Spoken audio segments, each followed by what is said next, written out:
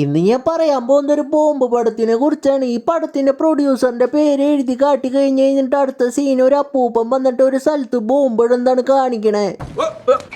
ഓ, എന്തൊരു ബ്രില്യൻസ്!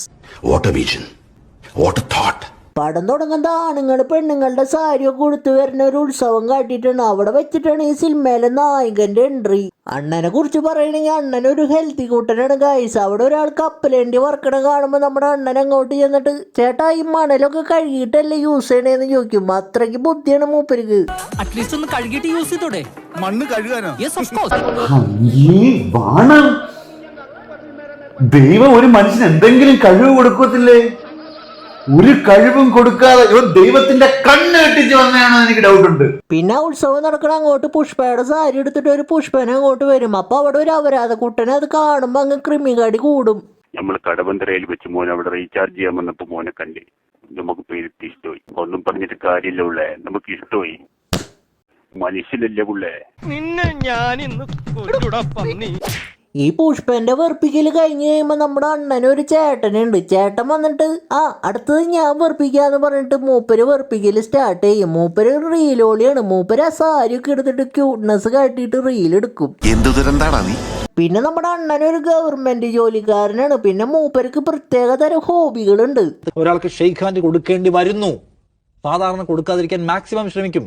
കൊടുക്കേണ്ടി വരുന്നു, അപ്പോ തന്നെ കൈ ഇങ്ങനെ കാണിക്കും, സാനിറ്റൈസർ വരും, കൈ അവിടെ വെച്ച് കഴുകും. എല്ലാവർക്കും ഉള്ള കസേരകൾ നിശ്ചയിച്ചിരിക്കുന്നു. നിങ്ങൾ വന്ന് അവിടെ ഇരിക്കും, നിങ്ങൾ കസേരകൾ നോക്കും, കസേര എടുത്ത് മാറ്റി വേറെ ഒരു കസേര കൊണ്ടുവരും, അതിലേ നിങ്ങൾ ഇരിക്കൂ. നിവേദനമായിട്ട് വരുന്ന മനുഷ്യരോട് ഇങ്ങനെ കാണിക്കും. തുടർന്ന് എന്റെ അടുത്ത് നിവേദനമായിട്ട് വരാം, അടുത്ത് വരാൻ പാടില്ല, നിവേദനം തരാൻ പാടില്ല. Please keep away from me. No body touching, no body touching please.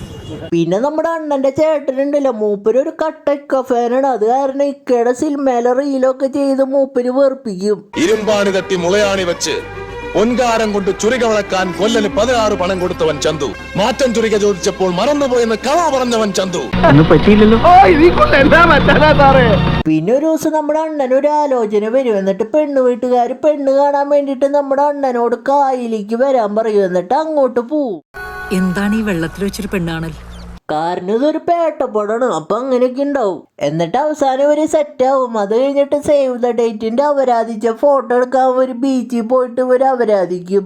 ഏതേലും കത്രീന കാറ്റുമല്ലോ ഇവനെ കൊണ്ടുപോയായിരുന്നെങ്കിൽ വല്ല അറബിക്കടലിൽ നശിക്കും, മീനൊക്കെ ചാവും നീ അവിടെ ചെന്നാ. വേണ്ട. പിന്നെ കല്യാണം സെറ്റായ കാര്യം ഓഫീസിലുള്ള ആൾക്കാരോട് നമ്മുടെ അണ്ണൻ അങ്ങ് പറയും. മാമ്പഴക്കൂട്ടങ്ങളിൽ മൽക്കോവയാണ് അവൾ. ലോകാത്ഭുതങ്ങളിൽ താജ്മഹൽ, ആന, കടൽ, മമ്മൂട്ടി, മോഹൻലാൽ. അത് കഴിഞ്ഞാൽ എന്റെ രചിതയാണ് എനിക്കെല്ലാം. പിന്നെ നമ്മുടെ അണ്ണന് കല്യാണം സെറ്റായി എന്നുള്ള കാര്യം ഓഫീസിലുള്ള ഒരു പെണ്ണ് അത് കേൾക്കും. പിന്നെ അവള് നിന്ന് കരയും ഗൈസ്. ആരെ ജ്യൂസ് ഓർഡർ ചെയ്തത്?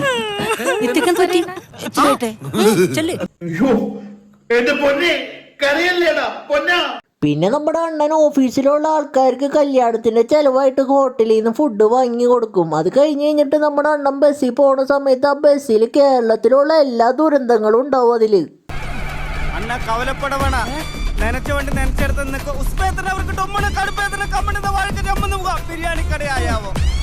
മലയാളിയാണ്, അപരാധിയാണ്. അത് കഴിഞ്ഞ് കഴിഞ്ഞിട്ട് നമ്മുടെ അണ്ണന് ഹോട്ടലിൽ നിന്ന് കഴിച്ച ഫുഡ് പറ്റാണ്ട് കക്കൂസയ്ക്ക് പോവാൻ മുട്ടിയിട്ട് നമ്മുടെ അണ്ണൻ അവിടെ ഇരുന്ന് മുക്കും.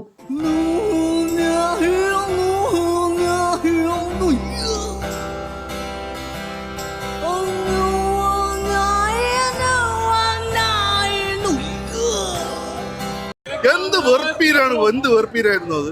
എന്നിട്ട് അവസാനം നമ്മുടെ അണ്ണൻ ബസ്സിലെ കണ്ടക്ടറിനോട് പറഞ്ഞിട്ട് ബസ് നിർത്തിയിട്ട് സ്റ്റാൻഡിൽ പോയിട്ട് കക്കൂസയ്ക്ക് പോവും. അങ്ങനെ താളുമറിഞ്ഞ് നടുപ്പേജ് കീറി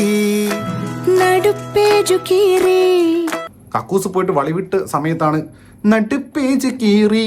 അയ്യോ വളിപ്പാട്ട്. പിന്നെ നമ്മുടെ അണ്ണൻ കക്കൂസയിൽ ഊരിട്ട പാന്റ് അപ്പുറത്തുനിന്ന് ഒരാൾ വന്നിട്ട് എടുത്തോണ്ട് പോവും. പിന്നെ നമ്മുടെ അണ്ണൻ പുറത്തേക്ക് വരുമ്പോ ആ ബസ്സിലുള്ള ആൾക്കാർ തുണിയില്ലാണ്ട് നമ്മുടെ അണ്ണൻ നിക്കണ കാണുമ്പോ ഫോട്ടോ എടുക്കും.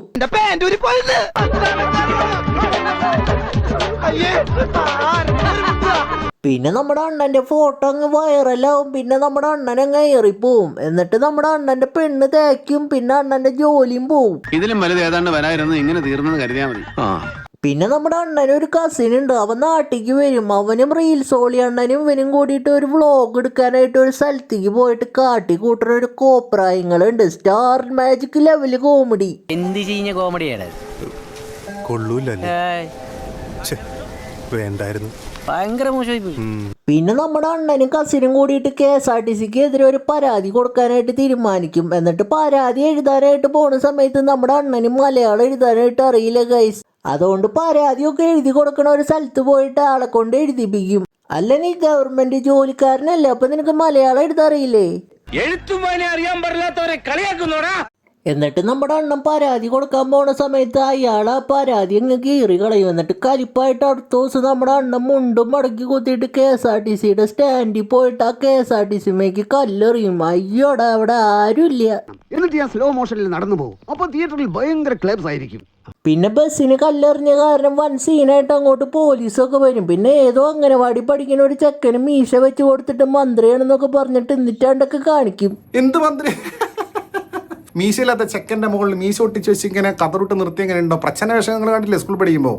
കറക്റ്റ് എൻ്റെ സുഹിത് ഭക്താ. പിന്നെ നമ്മുടെ അണ്ണൻ അന്ന് ഫുഡ് കഴിച്ച ഹോട്ടലിനെതിരെ പരാതി കൊടുക്കാനായിട്ട് ഫുഡ് ഇൻസ്പെക്ടറിന്റെ അടുത്ത് പോകും. അവള് നമ്മുടെ അണ്ണനെ കാണുമ്പോൾ എന്നെ ഗെറ്റ് ഔട്ട് അടിക്കും. പിന്നെ നമ്മുടെ അണ്ണൻ വീണ്ടും വീണ്ടും അവളെ ചെന്ന് കാണും. അങ്ങനെ അവസാനം അവൾക്ക് നമ്മുടെ അണ്ണനെ അങ്ങ് ഇഷ്ടപ്പെടും. ഒത്തിരി സന്തോഷം. പിന്നെ ഒരു ദിവസം നമ്മുടെ അണ്ണന് പ്രാന്തായിട്ട് പോലീസ് സ്റ്റേഷനിൽ പോയിട്ട് ഞാൻ അന്ന് കല്ലെറിഞ്ഞെന്ന് പറയാനായിട്ട് പോവും. ഞാൻ നേരെ പോവുകയാണ് DGPയുടെ ഓഫീസിലേക്ക്. എന്നിട്ട് 2 കൈയും നീട്ടി ഞാൻ പറയുന്നു, എന്നെ അറസ്റ്റ് ചെയ്യൂ. അതില്ലേ ഹീറോയിസം? പക്ഷെ ആ പോലീസുകാർ ഓൾറെഡി ഒരു ബംഗാളിനെ അറസ്റ്റ് ചെയ്ത് വെച്ചിട്ടുണ്ടായിരിക്കും. എന്നിട്ട് നമ്മുടെ അണ്ണൻ ഈ കാര്യങ്ങളൊക്കെ പറയുമ്പോൾ ആ പോലീസുകാർ നീ പോയി പണി നോക്കാൻ പറയും. പിന്നെ ഒരു ദിവസം നമ്മുടെ അണ്ണൻ അവളുടെ കൂടെ ഫുഡ് അടിച്ചുകൊണ്ടിരിക്കുന്ന സമയത്ത് ആ ഓഫീസിലുള്ള ആൾക്കാർ എന്ത് കണ്ടിട്ടാണോ ഇവള് ഈ അപരാധത്തിന് ഇഷ്ടപ്പെട്ടതെന്ന് ചോദിക്കും. അപ്പം എന്നെ നമ്മുടെ അണ്ണന് ഈഗോ ഹെഡായിട്ട് ആ ബിൽഡിങ്ങിന്റെ മോളിൽ പോയിട്ട് ഒരു ഒറ്റ ചാട്ടം അങ്ങ് ചാടും. നമ്മൾ ഇവൻ ചത്തു എന്നൊക്കെ വെച്ച് ഹാപ്പി ആയിട്ട് ഇരിക്കുന്ന സമയത്ത് ഇവൻ ചത്തില്ല ഗൈസ്. നിങ്ങപ്പോ ചോദിക്കും ഇത്ര ഹൈറ്റിൽ നിന്ന് തലടിച്ച് വീണിട്ട് ഇവൻ എന്താ ചാവാത്തേന്ന്. കാരണം ഇതൊരു പേട്ടപ്പടാണ്. അപ്പൊ അങ്ങനെയൊക്കെ ഉണ്ടാവും. പിന്നെ നമ്മുടെ അണ്ണന്റെ ജോലി അണ്ണന് തിരിച്ചു കിട്ടും. അത് കഴിഞ്ഞിട്ട് അന്ന് ആ ബസ്സിന് കല്ലെറിഞ്ഞൊരു ബംഗാളില്ലേ, അയാളെ കോടതിയിൽ ഹാജരാക്കും. അയാളൊരു ഇക്ക ഫാനാണ് ഗൈസ്. അയാളെ അങ്ങ് വാദിക്കും. ഗ്രഹണം ഭരിച്ചാലും അതിന്റെ ഒരു സമയം. സൂര്യൻ ആ കറക്റ്റ് മറവിട്ട് പുറത്തെ വരൂ. അതുപോലെ തന്നെ മൂടി വെക്കാം, വളച്ചൊടിക്കാം. പക്ഷേ നമ്മുടെ ഇക്കയുടെ ഈ മാസ് ഡയലോഗൊക്കെ കേട്ടിട്ട് ആ കോടതി നമ്മുടെ ബംഗാളിനെ വെറുതെ വിടും. എന്നിട്ട് നമ്മുടെ അണ്ണൻ അങ്ങോട്ട് മാസിൽ വന്നിട്ട് വിജയണ്ണന്റെ സ്റ്റൈലൊക്കെ ഇടും.